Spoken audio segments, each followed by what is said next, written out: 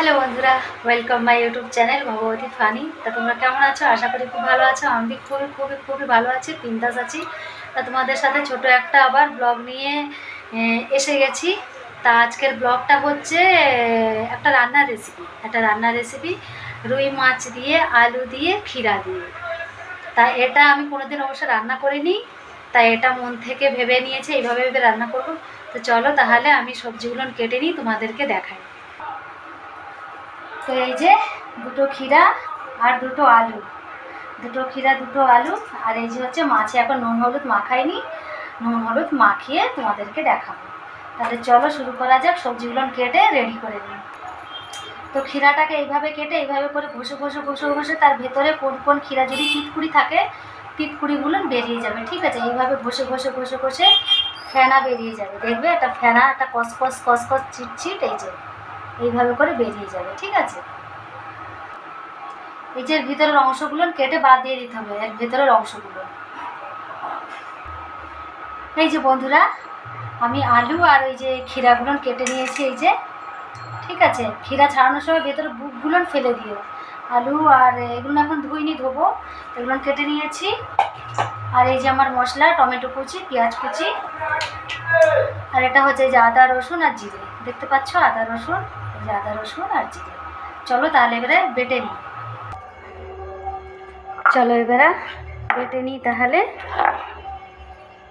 আদা রসুন আর জিরে একসাথেই বেটে নেব আমরা।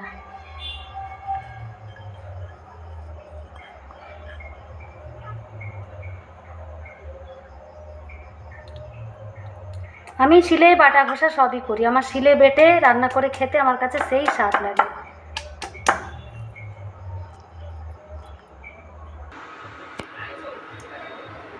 এবার মাছে হলুদ নুন মাখিয়ে দিই ভালো করে।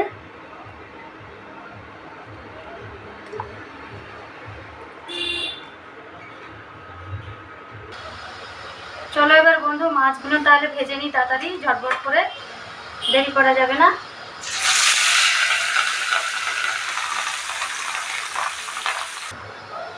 এই যে বন্ধুরা, মাছ ভাজা হয়ে গেছে। এবার তরকারিটা কষিয়ে জল ঢেলে দেবো, দেখা যাক তরকারি কেমন করছি। তোমরা দেখো, সেইভাবে রান্না করবে।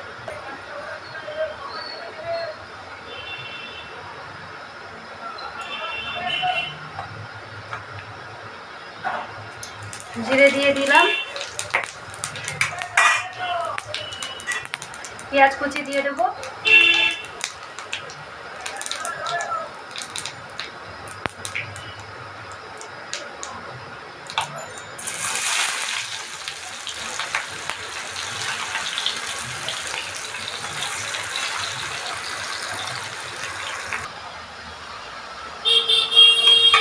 টমেটো কুচি দিয়ে দিলাম।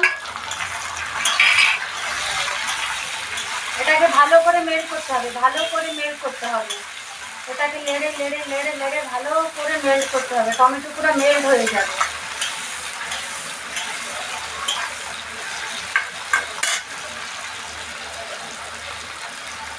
লবণ দিয়ে দিলাম, হলুদ দিয়ে দিলাম,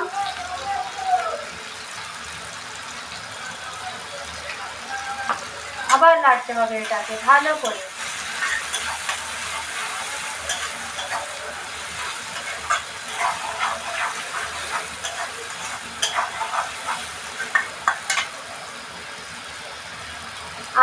আদা জিরা আর রসুন বাটা,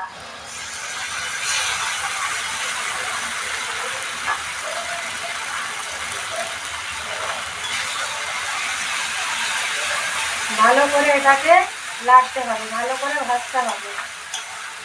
এরকমই নেড়ে তোমরা বানাবে। অসাধারণ টেস্টি তরকারিটা।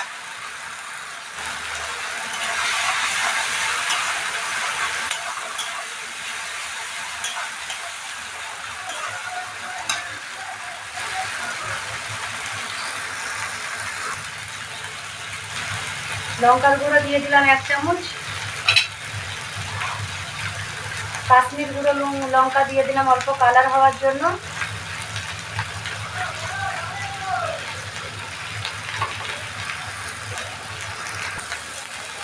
দেখতে পাচ্ছ এবার মশলাতে তেল ছেড়ে দিয়েছে আর টমেটোটি মেল্ট হয়ে গেছে। দেখতে পেয়েছ? এই দেখো মশলাতে তেল পুরো ছেড়ে দিয়েছে। তারপরে সেই ক্ষীরা আলু ভালো করে লাগতে হবে এটাকে, আর একটু হালকা জল দিয়ে এটাকে কষাতে হবে।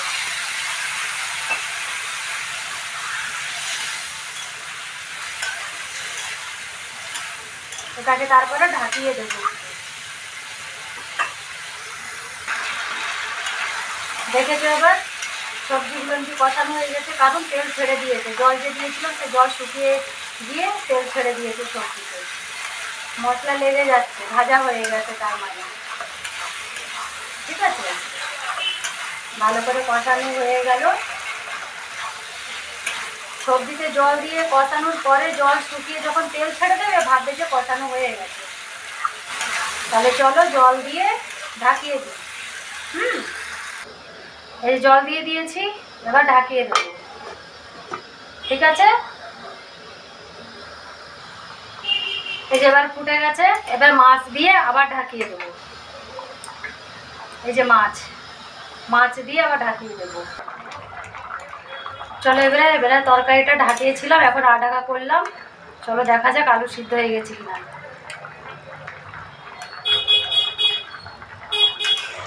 আলু সিদ্ধ হয়ে গেছে।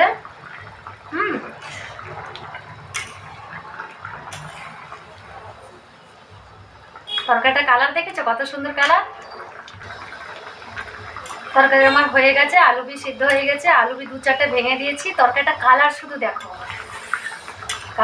দেখো, তারপরে তোমরা তরকারি এরকম হয়ে গেলে টেস্ট করে দেখবে লবণ ঠিক অনুসারে হয়েছে কিনা। যদি না হয়ে থাকে তাহলে লবণ আবার দিয়ে দেবে। যদি তরকারিটা কালারটা দেখো। তা আমাদের এই ছোট ব্লগটা যদি ভালো লেগে থাকে লাইক, কমেন্ট, সাবস্ক্রাইব। ঠিক আছে, কমেন্ট করতে একদমই ভুলবে না। Tata, bye bye.